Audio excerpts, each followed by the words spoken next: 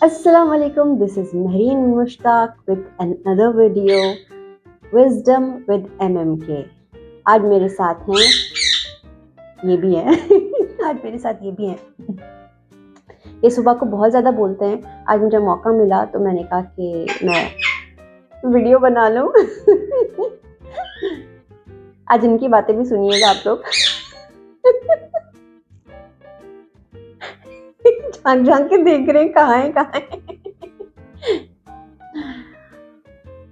आज का जो हमारा टॉपिक है वो बहुत इम्पोर्टेंट है। ओके चुप रहना, खामोश रहना, कम बोलना, ये है आज का टॉपिक। चुप रहने में क्या फ़वाइद हैं, क्या नुकसानात हैं, चुप रहने कब रहना चाहिए, किस तरह रहना चाहिए, आज हम इस पर डिस्कशंस करेंगे। और चुप रहने से किस तरह से आप कामयाब हो सकते हैं आज मैं ये बताऊंगी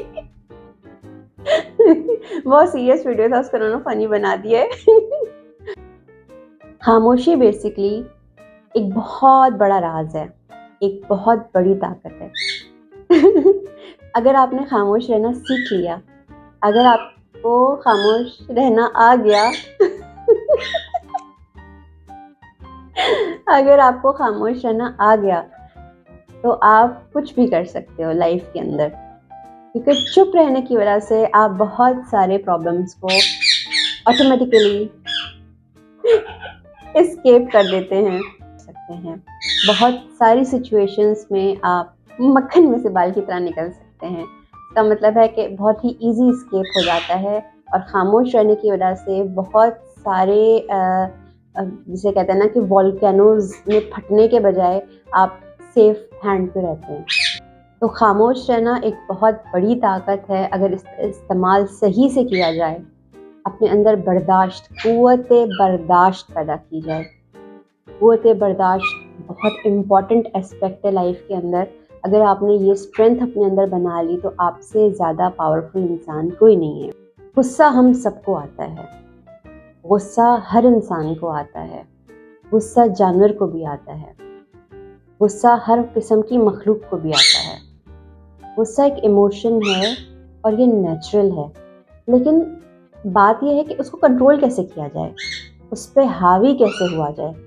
अपने गुस्से पे कंट्रोल करके सिचुएशन में एस्केप कैसे हासिल की जाए, एस्केप कैसे किया जाए। अपने गुस्से पे कंट्रोल करके हम किसी भी बैड सिचुएशन से बच कैसे सकते हैं, क्योंकि गुस्सा तो अल्लाह ने हराम करार दिया है और गुस्सा ही है जो चैलेंजेस को बढ़ावा देता है, दुश्मनियाँ पैदा करता है। गुस्से की वजह से बहस मुबाहिसे बढ़ते हैं और आपके बीच में नफ़रतें पैदा होती हैं और ये स्टेप बाय स्टेप एक डिज़ास्टर की शक्ल ले लेता है। तो सबसे पहले अगर आपको खामोश रहना है तो अपने जज्बात पे, अपने इमोशंस पे आपको कंट्रोल करना है, अपने ऊपर एक होल्ड रखना है।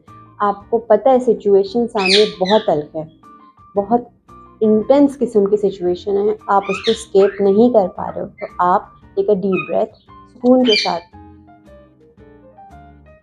एक सुकून का सांस लीजिए और सिचुएशन को एक्सेप्ट कर लीजिए कि हाँ, इस सिचुएशन में मैं इस वक्त फंस चुका हूँ, इस प्रॉब्लम में मैं इस वक्त फंस चुका हूँ, अब मेरा इससे निकलना बहुत मुश्किल है।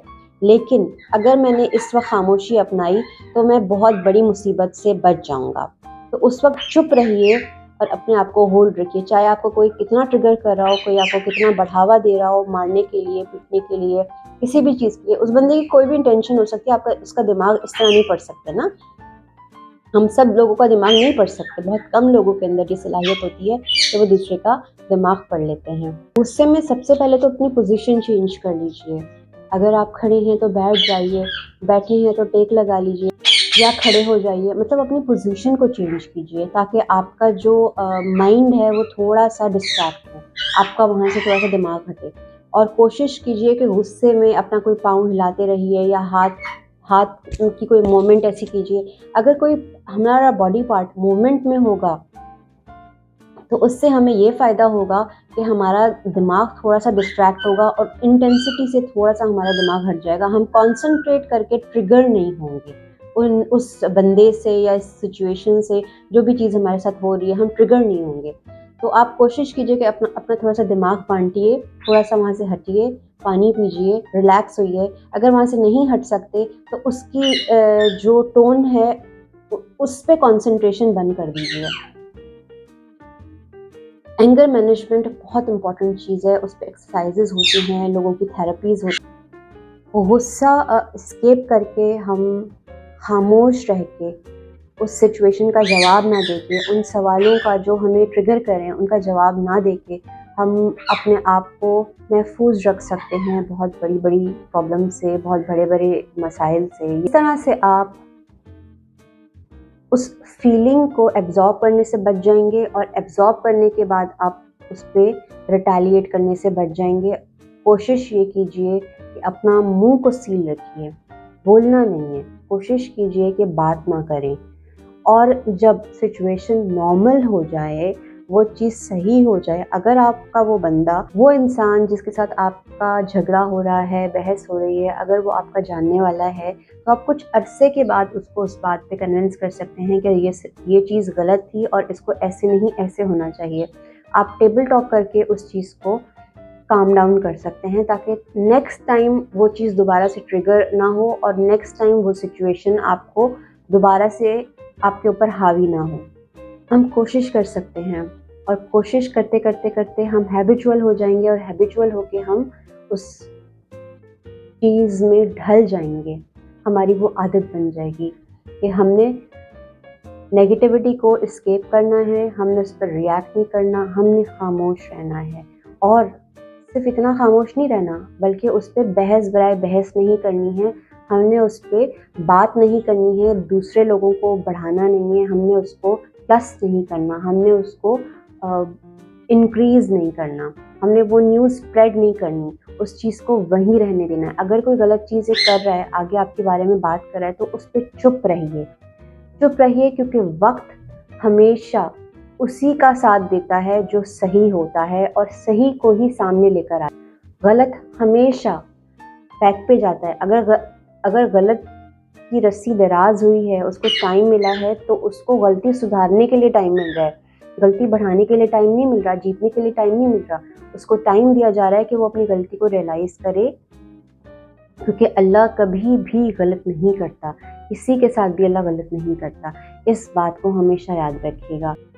महरीन मुश्ताक को इजाज़त दीजिए, अपना बहुत बहुत ख्याल रखिएगा और हमेशा पॉजिटिव सोचते रहिएगा, पॉजिटिव अमल कीजिएगा और कभी भी कोई गलत बात अपने दिमाग में मत लाइएगा, कभी भी कोई नेगेटिविटी अपने दिमाग में मत लाइएगा। नेगेटिविटी का असर जो होता है वो बहुत स्ट्रॉन्ग होता है और वो मल्टीप्लाई हो जाती है। तो बेहतर यही है कि हमेशा पॉजिटिव सोचिए, पॉजिटिव अमल कीजिए और कभी भी गलत चीज़ अपने दिमाग में मत लाइए कि ये गलत हो जाएगा। गलत गुमान रखने से गलत ही होता है, अच्छा गुमान रखने से अच्छा ही होता है। तो मुझे इजाज़त दीजिए। Mehreen Mushtaq, wisdom with MM के। अल्लाह हाफ़िज़।